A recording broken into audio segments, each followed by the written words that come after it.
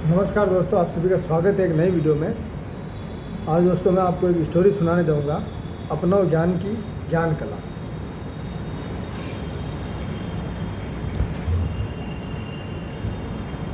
किसी दिन वाइफ कहे, मुझे वह साड़ी नहीं दिलवाओगे, मुझे वह साड़ी दिलवानी पड़ेगी। तब पति पूछता है, तूने किस कीमत की साड़ी देखी थी? तब वाइफ कहती है 2200 की है, ज़्यादा नहीं है। तब वह कहता है, तुम 2200 की कहती हो, लेकिन मैं अभी रुपये कहाँ से लाऊं?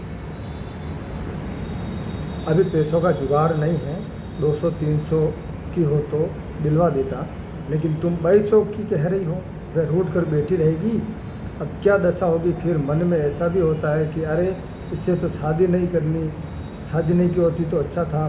शादी के बाद पछता है तो वह किस काम का? अर्थात ऐसे दुख है। प्रश्न करता, आप ऐसा कहना चाहते हैं कि बीवी को 2200 की साड़ी दिलवा देनी चाहिए? तो उनको जवाब मिलता है, दिलवाना या नहीं दिलवाना वह आप पर निर्भर करता है। रूठ कर अगर रोज़ रात को कहे कि खाना नहीं बनाऊंगी, तब आप क्या करोगे? बावर्ची कहाँ से लाओगे? तो फिर कर्ज लेकर भी साड़ी दिलवानी पड़ेगी ना। जाहिर सी बात है, अगर आपकी बीवी को अगर साड़ी चाहिए या कोई चीज़ के लिए वो रूठ के बैठ जाए तो दिलवानी ही पड़ेगी भाई। खाना ही नहीं बनाएगी तो खाओगे कहाँ से? लुगाइयों का झमेला बहुत भारी है, इसीलिए मैंने शादी नहीं की अभी तक। चलो आगे शुरू करते हैं। आप कुछ ऐसा कर दो कि वह खुद ही साड़ी नहीं लाए। यदि आपको महीने के 8,000 रुपये मिलते हैं तो आप 1,000 रुपये अपने जेब खर्च के लिए रखकर 7,000 रुपये उन्हें दे देना। फिर क्या वह हमसे कहेगी साड़ी दिलवाइए? अब यहाँ पे एक पॉइंट है, नोटिस करना। पूरा घर का मैनेजमेंट वाइफ को दी जाए, पैसों से लेके पूरा।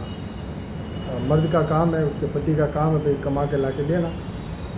बल्कि कभी आप मजाक करना कि वह साड़ी बहुत अच्छी है, क्यों नहीं लाती?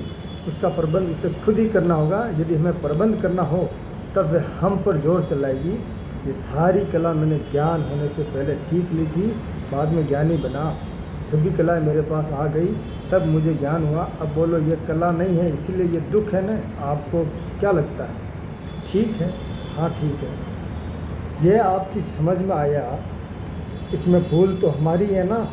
कला आती इसकी वजह से न कला सीखने की ज़रूरत है। क्लेश का मूल कारण अज्ञानता सवाल है, लेकिन क्लेश होने का कारण क्या है? स्वभाव नहीं मिलता। इसीलिए अज्ञानता की वजह से संसार का मतलब ही यह है कि किसी का स्वभाव किसी से मिलता ही नहीं है। ये ज्ञान मिले उसके लिए एक ही रास्ता है, एडजस्ट एवरीवेयर। अगर कोई आपको मारे तो भी आप उसे एडजस्ट हो जाना। हम ये सरल और सीधा रास्ता बता देते हैं। और ये टकराव क्या रोज़ रोज़ होते हैं? वह तो जब अपने कर्मों का उदय होता है तभी होते हैं। उस समय हमें एडजस्ट हो जाना है। घर में पत्नी के साथ झगड़ा हो जाए तो उसके बाद उसे होटल ले जाकर खाना खिलाकर खुश कर देना। अब तंत्र नहीं रहना चाहिए। दादाजी पूर्णत एडजस्टेबल। एक बार कढ़ी अच्छी बनी थी, लेकिन नमक थोड़ा ज़्यादा था। फिर मुझे लगा कि इसमें नमक थोड़ा ज़्यादा है, लेकिन ज़रा सी खानी तो पड़ेगी ही ना। इसलिए फिर जब हीराबा दादाजी की पत्नी अंदर गए तब मैंने थोड़ा पानी मिला दिया। उन्होंने वह देख लिया। उन्होंने कहा, ये क्या किया? मैंने कहा, आप चूल्हे पर रखकर पानी डालती है, मैंने यहाँ नीचे रखकर डाल दिया। तब उन्होंने कहा, लेकिन मैं तो पानी डालकर उसे उबाल देती हूँ। मैंने कहा, मेरे लिए दोनों समान है, मुझे तो काम से काम है ना। अगर आप 11 बजे मुझसे कहते हैं कि आपको भोजन कर लेना होगा, मैं कहूँ कि थोड़ी देर के बाद खाऊंगा तो नहीं चलेगा। तब अगर आप कहो कि नहीं भोजन कर लोगे तो काम पूरा हो जाएगा, तो मैं तुरंत ही भोजन करने बैठ जाऊंगा। मैं आपसे एडजस्ट हो जाऊंगा। जो भी थाली में आए वह खा लेना, जो सामने आया वह संयोग है। और भगवान ने कहा कि यदि संयोग को धक्का मारेगा तो वह धक्का तुझे लगेगा। इसीलिए यदि हमारी थाली में हमें नहीं भाती ऐसी चीज़ें रखी हो तो भी उनमें से 2 चीज़ें खा लेते हैं। नहीं खाएंगे तो 2 के साथ झगड़ा होगा। 1-2 तो जिसने पकाया हो उसके साथ झंझट होगी, तिरस्कार होगा। तो दूसरा खाने की चीज़ के साथ खाने की चीज़ कहेगी, मैंने क्या गुनाह किया। लेकिन कितनी जागृति रखनी पड़ती है?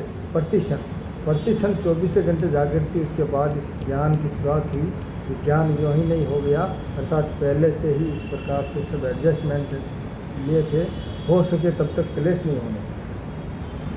दोस्तों, एडजस्ट होना बहुत ज़रूरी है हर फील्ड में। मिलते किसी नए वीडियो में, तब तक अपना और अपने परिवार का ख्याल रखें। इस वीडियो में एंड तक बने रहने का बहुत बहुत धन्यवाद आपका। चैनल पर नए तो सब्सक्राइब करना, इसी तरह स्टूडियो मिलेगी आपको। नमस्कार।